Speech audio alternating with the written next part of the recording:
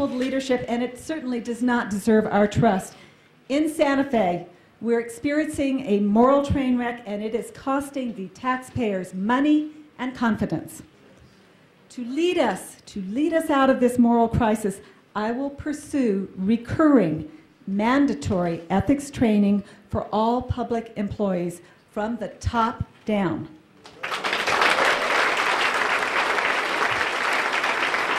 In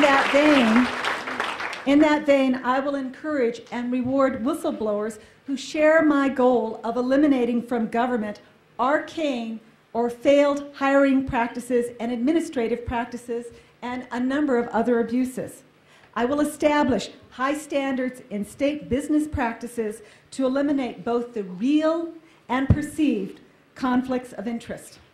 I will make it easier for New Mexico-based businesses to identify and acquire opportunities from state government, and I will respect, and with respect, and the fact that I honor the legislature, I will demand from its leadership open meetings, the wide use of technology to provide access across the state, real-time tracking of bills, and the full and complete vetting of legislation, including detailed cost analysis and revenue resource expectations.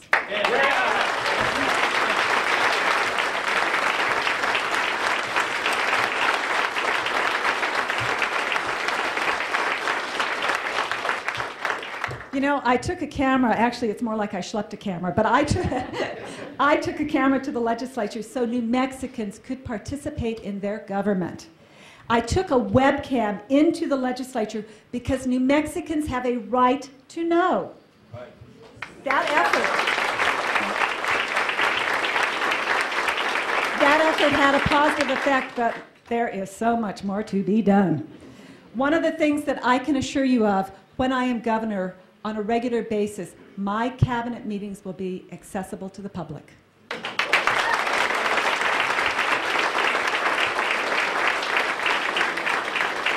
I am running for governor, and I hope you all notice my pin. Ask me later, I'll tell you what it's about. I am running for governor to transform our education system. We have 2 national laboratories, White Sands Missile Range, Intel, and R&D infrastructure that is the envy of the nation. We have more PhDs per capita than any other state. You tell me how on earth it is that our children are next to last than math, science, and engineering. How did that happen?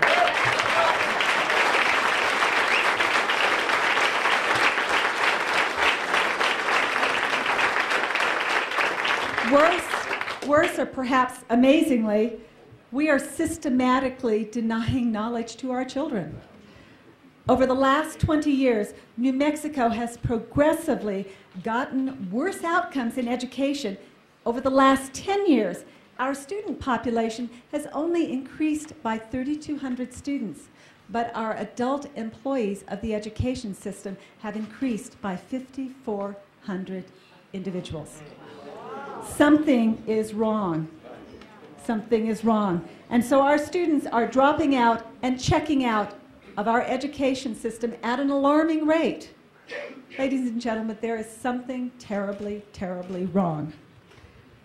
By the end of 2012, our children can and must be in the top 5 of the nation in math, science, and engineering.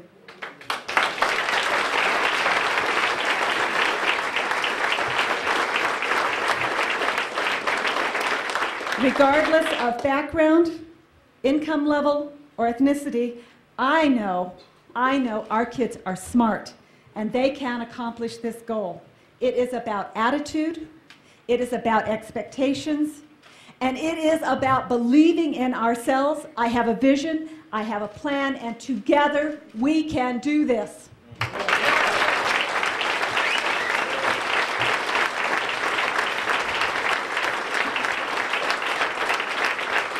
I am running for governor to facilitate the expansion of the connective infrastructure in New Mexico. That means connecting our state for energy transmission, better telephone and internet access, improved cell phone coverage, and roads by engaging and enabling private enterprise.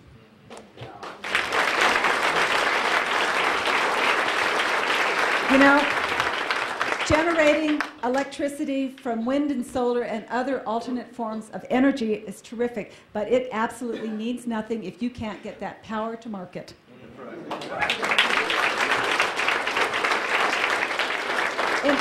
Improving our telephone and internet access is critical to improving our educational outcomes and economic opportunities for our state. And cell phone coverage, let's just go focus on that for a second. Cell phone coverage is a public safety issue. It is an economic opportunity issue, and it is an issue whose time has come.